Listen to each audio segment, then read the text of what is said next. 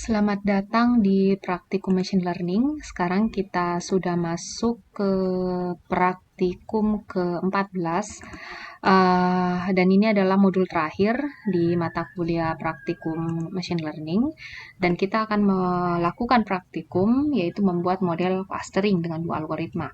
Jadi bisa dilihat di sini pokok bahasan untuk praktikum kali ini, itu kita akan membangun semua model clustering dengan algoritma K-means dan hierarchical clustering. Kemudian ada dua metode, ada namanya metode elbow sama siluet. Ini untuk menentukan, jadi bisa digunakan untuk menentukan berapa jumlah cluster yang optimal untuk sebuah dataset apabila dataset tersebut akan dilakukan pengelompokan atau clusterisasi gitu. Untuk dasar teorinya nanti bisa dibaca sendiri di sini. Yang pertama ada algoritma clustering, yang dimana dia dasarnya adalah menentukan pusat cluster mula-mula dengan secara random dan harus juga menentukan berapa jumlah cluster yang akan kita gunakan untuk mengelompokkan dataset. Kemudian untuk tahapan algoritma K-means itu sendiri ada di sini. Kemudian penghitungan jaraknya nanti pakai Euclidean distance. Nah, untuk implementasi K-means itu kita bisa menggunakan library scikit-learn dengan cara mengimpor sklearn.cluster kemudian import kelas K-means gitu ya.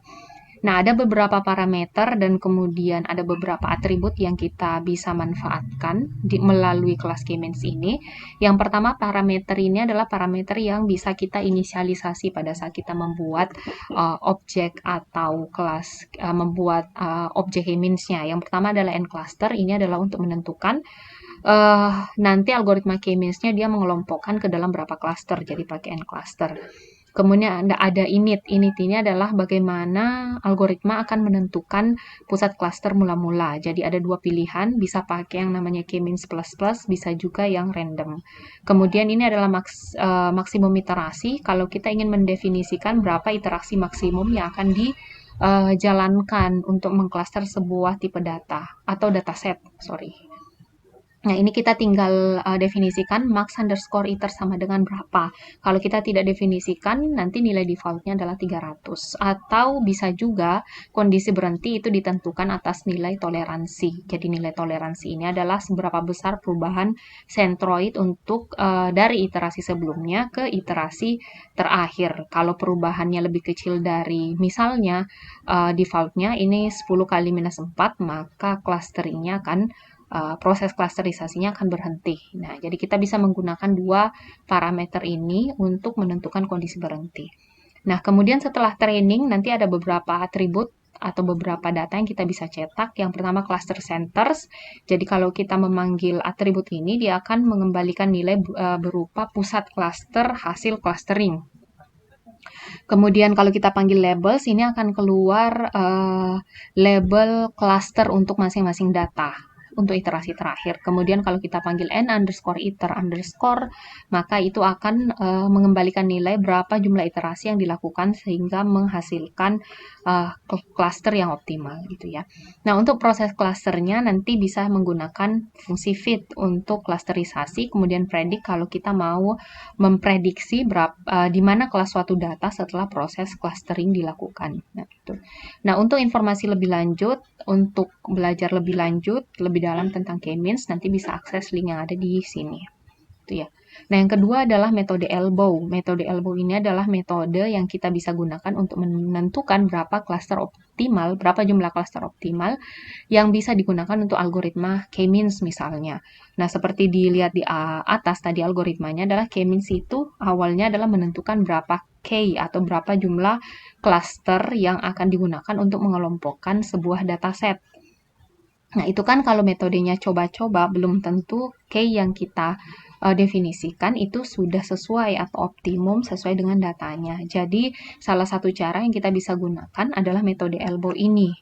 pada dasarnya metode elbow ini langkahnya adalah mencoba beberapa suatu range nilai K, misalnya di sini nilai K-nya 1 sampai 10.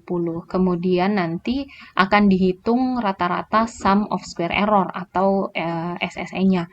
Jadi kalau semakin besar errornya itu artinya ya klasternya akan semakin kualitasnya semakin kurang baik. Semakin kecil SSE-nya maka hasil klasternya akan semakin bagus. Nah, nanti parameter itu yang akan digunakan untuk menentukan berapa jumlah klaster yang dia menghasilkan kira-kira rata-rata SSR yang kecil tetapi juga tidak terlalu K-nya tidak terlalu besar gitu ya.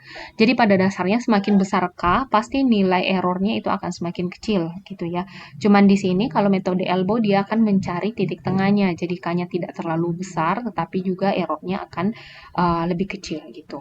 Nah, itu direpresentasikan dengan menggambarkan jumlah K gitu ya, dengan rata-rata SSR ke dalam sebuah diagram garis. Kemudian kenapa ini dinamakan metode elbow? Jadi ketika sudah digambarkan dalam diagram garis, misalnya seperti ini, jadi jumlah klasternya 1, rata-rata SSR-nya itu 1,8. Kemudian kalau 2, sekitar di sini ya. Di sini. Jadi sekitar ya 1, sekian lah. Nah, dan seterusnya gitu ya. SSR-nya. Kemudian nanti akan dicari di mana titik yang dia membentuk elbow atau siku gitu ya. Nah, kalau di sini kita bisa lihat bahwa siku pertama yang dijumpai itu adalah ada pada K-nya sama dengan 3. Maka bisa dikatakan dari melihat diagram elbow ini bahwa jumlah klaster optimal untuk data yang digambarkan itu adalah K-nya sama dengan 3. Nah, jadi konsep metode elbow itu seperti ini. Kemudian ada juga untuk menentukan jumlah klaster optimal itu pakai namanya metode average silhouette. Nah, gitu ya. Jadi kalau metode average silhouette ini dia memanfaatkan yang disebut dengan koefisien silhouette yang dia nilainya adalah antara -1 sampai dengan 1. Nah, apa maksudnya? Jadi nilai ini menunjukkan apa? Di sini ada dikatakan bahwa semakin besar nilainya maka data-data yang berada di klaster yang sama memiliki kedekatan yang lebih tinggi dan data yang berada pada klaster yang berbeda memiliki kedekatan yang lebih rendah. Jadi kualitas klaster yang bagus itu adalah ketika data di dalam suatu klaster itu kedekatannya tinggi atau gampangnya kalau dihitung pakai jaraknya dekat satu sama lain. Sedangkan klaster yang ada di data yang ada di klaster lain itu adalah jaraknya jauh dengan data yang berada di klaster yang berbeda atau nilai kedekatannya rendah. Nah, gitu.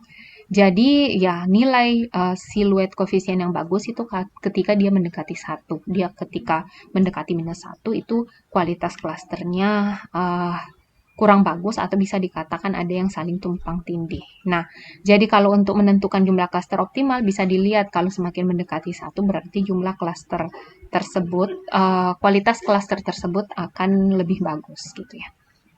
Nah, untuk rumusnya nanti bisa dilihat di sini. Nah, yang terakhir yang akan kita praktikumkan pada praktikum ini adalah mencoba melakukan metode klasterisasi dengan menggunakan metode hierarchical clustering atau membuat klaster dengan menggambarkan hierarki dari suatu klaster. Nah, untuk algoritma ini itu tidak sama dengan algoritma K-means yang membutuhkan kita untuk menentukan jumlah klaster di awal. Jadi ini dia akan secara garis besar nanti hasilnya berupa dendrogram seperti ini atau hierarki klaster. Nanti kita tinggal pilih kita mau membagi datanya ke dalam beberapa klaster. Nanti tinggal dilihat dari dendrogramnya. Nah, contohnya dendrogramnya seperti ini. Kemudian kita mau klasternya itu hanya 2 klaster, maka kita ambil hierarki, kita cut off hierarki yang ada di garis biru ini. Maka kita mendapatkan 2 klaster. Jadi data yang ada di garis orange itu 1 klaster. Kemudian data yang ada di dalam hierarki garis hijau itu adalah 1 klaster yang lain. Nah, seperti itu. Oke, nah untuk praktikum ini dataset yang akan kita gunakan, kita masih menggunakan dataset bunga iris, di mana dataset ini adalah ya dataset bunga, 3 jenis bunga iris, ada 150 data, kemudian ada 3 jenis bunga iris yang menjadi labelnya atau gampangnya akan menjadi klasternya, gitu ya. Kemudian untuk masing-masing label atau kelas bunga itu ada 50 data, gitu. Nah, untuk dataset iris itu kita bisa langsung impor melalui library sklearn. Seperti ini kodenya, jadi tidak perlu diimpor dari file CSV, jadi bisa diambil langsung dari library-nya.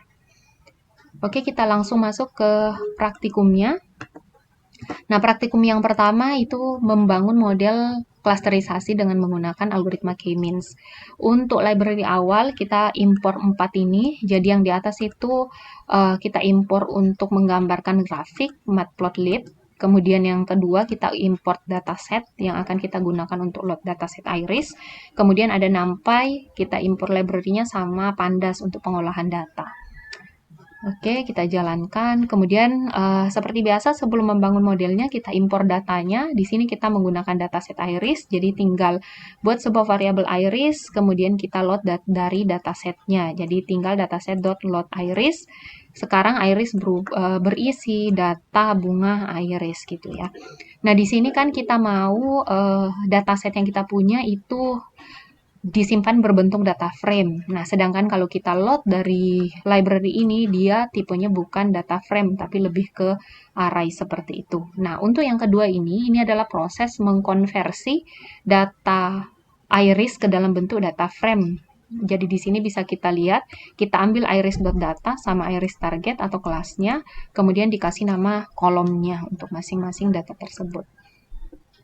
Kemudian langkah kedua, nanti di sini nama atributnya itu ada spasinya gitu. Jadi ini maksudnya adalah menggantikan spasi dengan tanpa spasi. Nah, ini kita cetak saja untuk lebih jelasnya bentuk datanya seperti apa. Oke, di sini dicetak head-nya.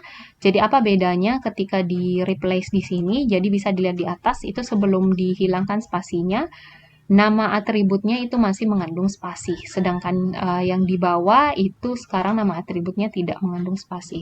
Nah, untuk apa dirubah ini sebenarnya hanya untuk nanti memudahkan pemanggilan atribut yang ada di atas ini gitu. Nah, langkah kedua adalah melakukan normalisasi data. Jadi data awalnya bentuknya akan seperti ini. Nah, ini kita lakukan normalisasi data dengan menggunakan metode set score gitu ya. Nah, sama dengan yang lain, nanti kita ambil di sini X ini adalah atribut fiturnya atau atribut prediktornya, Y ini adalah klasternya. Jadi kita pisahkan. Jadi untuk Y ini klasternya kita ambil spesies dari bunga, jadi iris.species. Sedangkan untuk X ini atribut yang akan dijadikan atribut prediktor atau yang akan dikelompokkan itu adalah semua data 150 dan seluruh 4 atribut yang ada, yaitu sepal length, sepal width, petal length, dan petal width. Nah, ini kita jalankan setelah normalisasi, dia bentuknya akan seperti ini. Nah, selanjutnya membangun model clustering. Jadi kita akan membuat model clustering dengan menggunakan K-means, tinggal diimpor saja library-nya sklearn.cluster, kemudian diimport kelas K-means. Selanjutnya kita buat model K-means, dikasih nama model K-means saja. Model K-means sama dengan K-means, kita definisikan berapa jumlah cluster awal yang kita inginkan, n cluster sama dengan 3 gitu ya. Di sini tidak didefinisikan max iternya. Kalau tidak didefinisikan, dia akan otomatis menggunakan maksimum iterasi 300. Tapi kalau kita mau lebih kecil dari itu, kita bisa mendefinisikan sebenarnya max iter. Nah, itu kita tinggal definisikan berapa. Misalnya kita mau maksimum iterasinya 100 saja. Nah, seperti itu. Kalau kita tidak definisikan, nanti maksimum iterasinya hanya ada 300 gitu ya. Kemudian kita panggil fungsi fit untuk K-means ini melakukan clustering terhadap data yang kita punya. Kemudian langkah selanjutnya setelah dilakukan clustering, dijalankan fit-nya, kita mencetak label hasil clusteringnya. Jadi nanti tinggal panggil print model K-means, kemudian ambil atribut labels. Ini akan mencetak label atau cluster setiap data. Nah, ini kita jalankan saja untuk melihat hasilnya. Oke, nah di sini kita bisa lihat, jadi data yang pertama ini sampai data kesekian itu dia berada di klaster yang sama. Nah, kalau di sini dia klasternya 1. Kemudian yang di selanjutnya itu agak bervariasi dan seterusnya. Jadi ini maksudnya data pertama masuk ke klaster 1, data yang terakhir ini ke data ke 150 masuk ke klaster ke 0. Nah, bisa dilihat di sini hanya ada 3 klaster yang terbentuk karena kita definisikannya hanya 3 klaster. Nah, setelah itu kita mau menghitung bagaimana akurasi proses clusteringnya. Jadi kalau di data iris ini kan kita sudah punya label sebenarnya. Tadi kita tampung di variabel Y. Nah, di situ menampung jenis bunga sebenarnya dari dataset. Nah, ini adalah hasil clustering atau hasil pengelompokan berdasarkan data tanpa melihat label bunga tersebut atau jenis bunga tersebut. Nah, yang pertama kita mau ukur akurasinya, nanti kita tinggal bandingkan saja kelas sebenarnya dengan hasil cluster gitu ya. Nah, kalau kita lihat di sini, kalau hasil clustering itu tidak bisa kemudian menentukan, tidak bisa langsung merepresentasikan bahwa kelas ini adalah termasuk yang iris setosa misalnya, yang kedua ini, cluster yang kedua termasuk virginica. Jadi harus dianalisis lebih lanjut lagi sama si pembuat model atau si pengguna data. Nah, kalau kita tahu hasil clusteringnya seperti ini, nanti kita tinggal ganti labelnya saja. Jadi seperti yang kita lihat di label sebenarnya, yang awal ini itu dia masuknya ke label iris yang 0 atau kalau saya tidak salah setosa. Kemudian yang kedua itu 50 yang kedua atau dari data ke 51 sampai data ke 100 itu ada labelnya 1 dan seterusnya. Nah, untuk bisa mengukur akurasi nanti kita tinggal ambil saja. Jadi yang satu ini kita rubah menjadi klaster 0 atau label 0 supaya dia sesuai gitu ya. Kemudian yang yang kedua ini banyakkan 0, berarti dia mestinya labelnya 1, maka di sini ditaruh 1. Kemudian yang 2 ini berarti dia labelnya tetap 2 gitu ya. Nah, kemudian setelah itu kita hitung akurasinya pakai akurasi skor, kita bandingkan iris species data sebenarnya dengan iris yang predicted species yang ini. Jadi hasil klasterisasi. Nah, ini kemudian kita cetak akurasi proses clustering. Nah, ternyata kalau kita gunakan hasil clustering itu sekitar 83,3% hasil clusternya akurat atau label yang diprediksi atau kelompok bunga, jenis bunga yang diprediksi itu tepat sekitar 83,3%. Nah, untuk lihat visualisasi datanya, untuk bisa membandingkan sebelum dan setelah cluster. Jadi, cluster yang sebenarnya kita bisa lihat di sini, misalnya kita plot datanya berdasarkan sepal width-nya sama sepal length-nya. Nah, untuk label sebenarnya di sini yang actual, ya kira-kira bentuk datanya seperti ini. Nah, kalau menggunakan proses clustering dengan k-means, hasil clusternya seperti ini. Jadi untuk iris yang warna merah ini, iris yang warna merah itu kayaknya 100% benar hasil clusteringnya, sedangkan yang banyak kesalahan itu ada di sini. Jadi kalau kita bisa lihat modelnya, memang dia agak tumpang tindih seperti itu. Nah, jadi ada beberapa data yang warna hijau ini, jenis data bunga yang warna hijau itu diklasterkan sebagai bunga yang digambarkan sebagai warna biru gitu ya. Nah, ini juga seperti ini. Jadi bisa dilihat visualisasinya klaster sebenarnya dengan klaster hasil prediksi menggunakan k-means. Nah, selanjutnya adalah di sini menggambarkan metode diagram elbow untuk menentukan berapa jumlah k yang paling optimum atau berapa jumlah klaster yang paling baik gitu ya. Nah, ini adalah untuk menggambarkannya. Jadi di sini misalnya kita akan mencoba mulai dari k-nya sama dengan 1 sampai dengan k-nya sama dengan 10. Jadi kita pakai ini. Nah, di sini ada beberapa library yang diimpor. Jadi k-means tentu saja akan kita gunakan untuk mengcluster sejumlah k yang kita inginkan. Kemudian ada import CDIS di sini. Ini adalah menghitung jarak tiap data. Jadi kita untuk menghitung jarak menggunakan Euclidean distance itu tidak perlu membuat kodenya satu persatu. Kita bisa gunakan langsung kelas ini, namanya CDIS. Oke. Nah, yang pertama di sini kita definisikan berapa range K yang kita inginkan. Kemudian yang kedua ini kita akan tampung nilai hasil clustering untuk masing-masing nilai K. Jadi di sini ada kita panggil k-means, n clusternya itu sama dengan K yang ada di sini nanti range-nya. Kemudian fit, lakukan clustering. Untuk K in K. Ini maksudnya untuk satu per satu. Jadi nanti untuk K-nya sama dengan 1 di clustering. K-nya sama dengan 2, proses clustering lagi. Hasil clustering dari 1 sampai 10 itu adalah ditampung di K-means ini. Kemudian kita ambil centroidnya juga seperti itu. Jadi centroid cluster kalau K-nya sama dengan 1 berapa, yang 2-nya berapa, itu ditampung di centroids. Nah, setelah itu adalah menghitung jarak centroid terhadap data yang ada. Itu tinggal pakai ZDISC X dari datanya terhadap centroidnya di sini, kemudian pakai jaraknya yang Euclidean distance. Nah, setelah itu dilihat berapa jarak yang paling minimum untuk masing-masing jarak yang ada di sini. Itu diambil.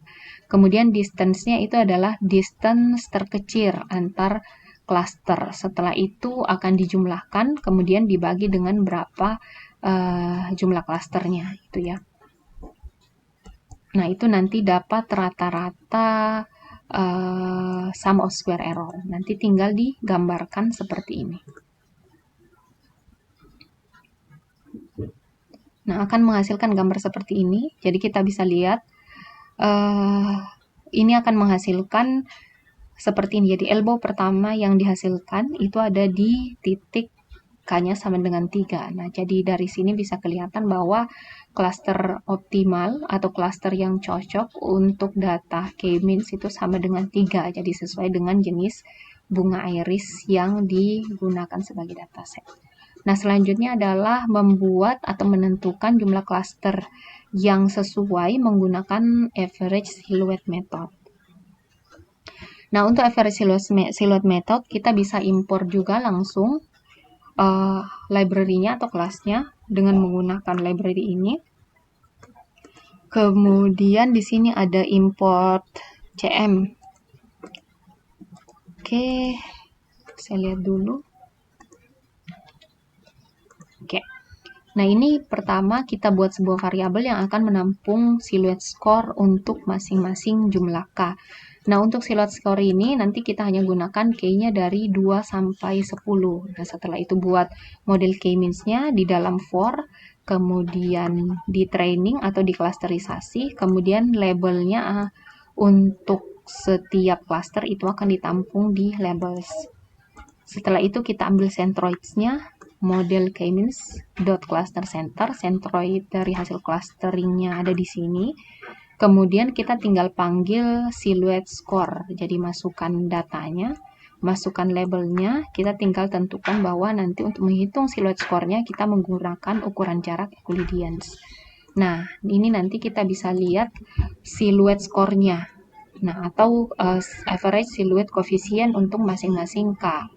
Ini tinggal kita cetak. Jadi yang pertama ini adalah kalau K-nya sama dengan 2, silhouette score-nya itu adalah sekitar 0,58.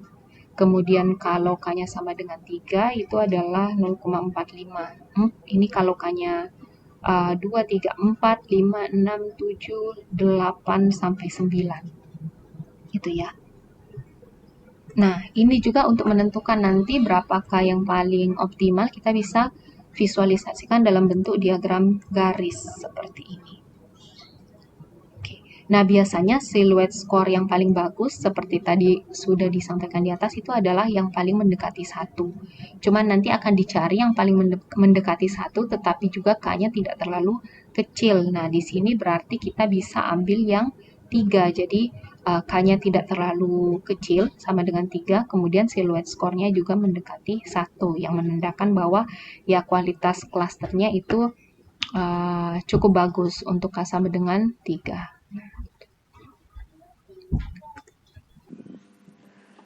Selanjutnya adalah kita akan membuat model clustering dengan menggunakan algoritma hierarchical clustering, yaitu lebih spesifiknya kita akan membuat model clustering yang aglomeratif. Nah, untuk di Python kita bisa menggunakan sama library sklearn, kemudian kita import kelas agglomerative clustering. Setelah itu kita buat modelnya di sini, namanya dikasih nama model aglo, kemudian kita panggil kelasnya agglomerative clustering, kemudian kita nanti definisikan di sini kita mau nanti cut off-nya di cluster keberapa. Contohnya di sini nanti di cut off-nya untuk menjadi cluster 3 cluster gitu ya. Kemudian tinggal di feed saja pakai data X tadi di data iris dengan 4 atribut. Kemudian di sini dicetak labelnya. Jadi dicetak hasil clustering yang dilakukan oleh model aglomeratif. Nah, berarti datanya seperti ini hasil clusteringnya. Berarti data pertama sampai data kesekian yang ada di sini itu digolongkan ke dalam cluster yang sama. Jadi yang labelnya 1 itu cluster yang sama, data dengan label 0 berarti semuanya di cluster yang sama, begitupun dengan yang di label 2. Nah, setelah itu kita hitung akurasinya. Di sini kita impor saja akurasi skor karena di sini kita tahu label sebenarnya dari data atau cluster sebenarnya dari data. Jadi kita bisa membandingkan label tersebut atau hasil clusteringnya dengan label sebenarnya atau kelompok sebenarnya. Nah, seperti biasa karena hasil clusteringnya nanti di sini labelnya tidak sesuai dengan data sebenarnya, jadi nanti kita tinggal rubah yang 1 ini kan mestinya dia labelnya 0. Kemudian yang ada di sini yang 2 ini nanti kita labelkan dengan 1 gitu ya. Kemudian yang 0 ini nanti kita ganti dengan 2 seperti urutan di label sebenarnya agar gampang membandingkan akurasinya gitu. Nah, untuk merubah tersebut tinggal seperti ini. Jadi iris kita tambahkan 1 kolom namanya predict species aglo. Jadi ini nanti hasil clustering atau hasil label yang dihasilkan sama hierarchical clustering atau aglomeratifnya. Kemudian di sini kita tinggal rubah gitu ya. Yang 0 di sini itu mestinya 2 sehingga di sini kita kasih label 2. Kemudian yang 0 di sini itu kita yang 1 di sini mestinya 0, maka di sini 0. Kemudian yang 2 di sini itu mestinya labelnya 1. Kemudian dirubah menjadi S-type integer. Kemudian di sini akurasinya kita tinggal bandingkan iris spesies sebenarnya sama iris yang hasil prediksi. Kemudian kita jalankan hasilnya. Nah, ini hasil akurasinya itu 82,667%. Ya, kalau kita bandingkan akurasi, karena di sini kita clusteringnya data yang sama, kita bandingkan akurasi dari K-means, itu K-means hasil clusteringnya 83,34% untuk akurasinya. Sedangkan kalau hierarchical itu 52. Jadi gampangnya lebih bagus hasil clusteringnya K-means. Apa alasannya? Nah, salah satunya sebenarnya bisa dilihat dari bentuk klaster.